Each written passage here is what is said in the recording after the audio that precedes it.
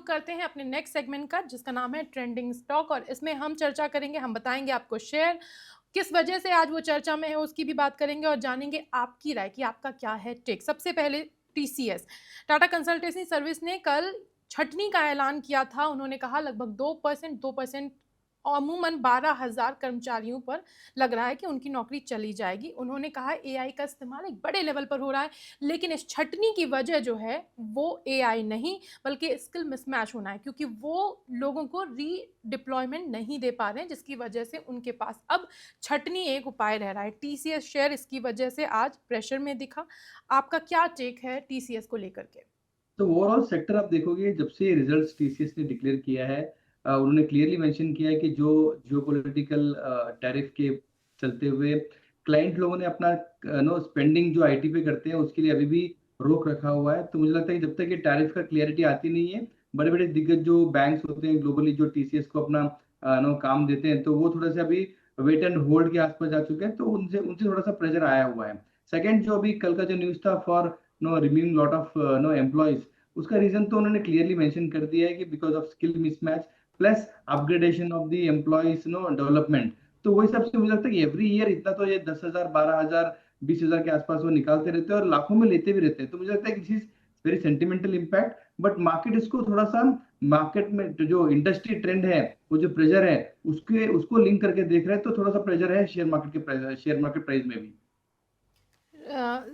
प्रशांत, share में pressure है, company काफ़ी अच्छी है, भले ही इस सेक्टर में अभी उस तरह की तूफानी तेज़ी नहीं दिख रही है, लेकिन कभी को आईटी स्टॉक्स ने बहुत सारा पैसा कमाया था। इस स्टॉक से पर्टिकुलर दूरी बनानी चाहिए, या फिर इसको जो गिरावट हो रही है इसको मौके की तरह लेना चाहिए? ऑब्वियसली अपॉर्चुनिटी है। मुझे लगता है कि आईटी के दिग्गज कंपनियां, इंफोसिस हो, टीसीएस हो, विप्रो हो, every dip has to be bought, but like as a long term investor. As a long term investor आप चाहें तो इसमें निवेश कर सकते हैं। कोई पर्टिकुलर लेवल बताना चाहेंगे आप? और देखो 3,000 के आसपास अगर टीसीएस मिलता है तो यहाँ पे बेस्ट लेवल रहेगा स्टार्ट एक्यूमुलेशन करने के लिए। और इंफोसिस में भी ऑलमोस्ट 1480 1450 ये दोनों रेंज तक आएगा, तो फिर इंफोसिस भी एक्यूमुलेट कर सकते हैं। मार्केट की भरोसेमंद कंपनी है, ऐसा नहीं है कि आज टेम्परेरी रीजन से जो गिरावट है उसको मौके की तरह ले सकते हैं। अगर टीसीएस में आपको 3,000 का लेवल दिखता है तो इस पर खरीदारी बनती है, और वहीं इन्फोसिस की बात करें तो वहां पर भी आप 1480 के लेवल पर खरीदारी कर सकते हैं, लेकिन नजरिया लॉन्ग टर्म का होना चाहिए, शॉर्ट टर्म में गेन की उम्मीद ना करें। दूसरा स्टॉक है कोटक महिंद्रा बैंक। इन्होंने अपनी जून तिमाही के नतीजे पेश किए। नतीजों के बाद शेयर में गिरावट, बैंक के प्रॉफिट में, नेट प्रॉफिट में 7% की कमी देखी गई थी। हालांकि जो एनआईआई नेट इंटरेस्ट इनकम होती है वहां पर 6% सालाना की बढ़ोतरी दिखी, लेकिन शेयर में गिरावट है। कोटक महिंद्रा बैंक, क्या कहेंगे आप? सो ओवरऑल एक्सपेक्टेशंस बहुत हाई थे। जिस तरीके से आपने प्रॉफिट के बारे में बताया था, एक्सपेक्टेशन 10% प्लस था। जिस तरीके से स्टॉक ने लास्ट 2-3 महीने से अच्छा खासा परफॉर्म किया था, जो 2,000 का एक जो हर्डल लिमिट था टेक्निकली, वो भी एक बार क्रॉस करके ऊपर जा चुका था। But again banking as a industry, मुझे लगता है कि जिस तरीके से लास्ट 3 महीने में गवर्नमेंट ऑफ इंडिया ने जो इंटरेस्ट रेट कट किया है, वो जो पास ऑन किया है, तो थोड़ा सा ये नेट इंटरेस्ट मार्जिन हो, थोड़ा सा अग्रेसिव मार्केटिंग में थोड़ा प्रेशर आएगा ही। तो वो एक ऑलरेडी एक्सपेक्टेशन में था। बट जिस तरीके से आज सरप्राइजली ये स्टॉक गिरा हुआ है, I think it's a great opportunity for a good long term investors to start accumulating Kotak again. Okay, तो एक और बैंक के, ये भी मतलब कोटक बैंक में भी आप चाहें तो खरीदारी कर सकते हैं। It's a good opportunity to accumulate. दूसरा बैंक है आईडीएफसी बैंक। इस बैंक में भी जो है नेट प्रॉफिट में कमी हुई है, 32% की गिरावट आई है, और नेट प्रॉफिट इस तिमाही के लिए उन्होंने 463 करोड़ का रिकॉर्ड किया है। एनआईआई में सालाना आधार पर 5.1% की बढ़ोतरी हुई है। हालांकि बैंक ने कहा है कि जो नेक्स्ट क्वार्टर होगा वहां पर उनकी परफॉर्मेंस बेहतर होने की उम्मीद है। IDFC bank. तो ओवरऑल मेरे लिए ये कंपनी बहुत डिसेंट है, बट मैं ज्यादा उस पे कंपनी पे अग्रेसिव है नहीं हूँ, बिकॉज वैल्यूएशन टर्म्स में थोड़ा सा मुझे एक्सपेंसिव लग रहा है। ये almost 1.5 price to book valuation के आसपास आ रहा है। टेक्निकल टर्म्स में ठीक ठाक है। मुझे लगता है कि डाउनसाइड बहुत लिमिटेड है यहाँ पे। अगर किसी को बड़ी कंजर्वेटिव इन्वेस्टर्स है तो यहाँ पे 70 के आसपास खरीद सकते हैं। But again keep a target of 75 and 78 या 80 and the best case scenario short term में, मतलब 1-2 महीने में, 1-2 क्वार्टर के अंदर अगर ये भाव 78-80 आता है, तो वहाँ पे भी बुकिंग करना चाहिए। This is a trading stock, not a investment stock.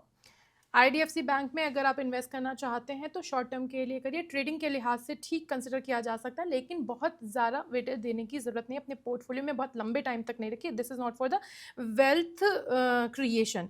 Piyush Parashar ji और रितेश कुमार हमको अपना सवाल भेज चुके हैं, हम उनके सवालों के जवाब लेंगे, लेकिन पहले हम बात करते हैं लॉरस लैब्स की। आज ये शेयर काफ़ी चर्चा में था, रीज़न इन्होंने नेट प्रॉफिट में 1-2% की नहीं, 1154% की मजबूती दिखाई है लॉरस फार्मा को। दूसरा रीजन ये है इनको मजबूती आने का कि आंध्र प्रदेश सरकार की तरफ से 532 एकड़ की जमीन अलॉट की गई है, जो कि ये इस्तेमाल करने वाले हैं लॉरस फार्मा जोन बनाने के लिए। इन दो खबरों के चलते, एक तो नतीजा और दूसरी इस खबर की वजह से शेयर में मजबूती देखी गई। क्या कहेंगे आप, क्या होगा आपका टेक? ऑब्वियसली स्टॉक ने एक्चुअली सरप्राइजली परफॉर्मेंस कर चुका है। मुझे लगता है कि फ्रेश पोजीशन तो यहाँ पे कोई किसी को होल्ड नहीं करना चाहिए। अगर ऑलरेडी किसी के पास है तो मुझे लगता है कि स्टॉप लॉस को एक थोड़ा-सा ट्रिगर करके उसको ऊपर, मतलब आप अभी चल रहा है 892 के आसपास, 840 का स्टॉप लॉस मेंटेन करके उसको होल्ड करना चाहिए। अपसाइड मुझे लिमिटेड लग रहा है, बट मुझे लगता है कि एटलीस्ट ये स्टॉक एक बार फिर से ऑल टाइम हाई वो 900 920 तक जाने की कोशिश करेगा। 920 तक जा सकता है स्टॉक, लेकिन आपको 840 का स्टॉप लॉस लगाना है। फिलहाल शेयर काफ़ी चल चुका है, तो फ्रेश एंट्री की सलाह मेरे ख्याल से आप नहीं दे रहे हैं अभी। Right, right. फ्रेश एंट्री की सलाह नहीं है, लेकिन अगर आप ऑलरेडी स्टॉक में इन्वेस्टेड हैं तो 920 के लेवल दिख सकते हैं। 840 का स्टॉप लॉस मेंटेन करते हुए चलें। और इसके बाद में एक आईईएक्स शेयर है, ये मुझे याद है थर्सडे से ट्रेंड कर रहा है। रीज़न वही मार्केट कपलिंग की खबर आई थी, पहले दिन गिरा, उसके बाद दूसरे दिन इसमें मजबूती दिखी और आज भी ये शेयर चर्चा में है। इस शेयर को लेकर के आपकी राय क्या है?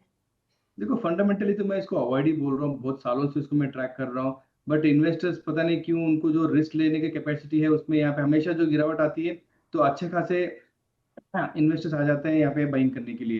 देखो, जिस तरीके से गवर्नमेंट ने इंटरवेंशन किया है डीकपलिंग के लिए, वो पूरा उसका प्रॉफिटेबिलिटी जो है पूरा आधा के आधा खत्म हो जाएगा। मुझे लगता है कि अगर किसी को ये रिस्क लेना ही है तो 120 के आसपास लेना चाहिए, ये लेवल पे तो लेना नहीं चाहिए।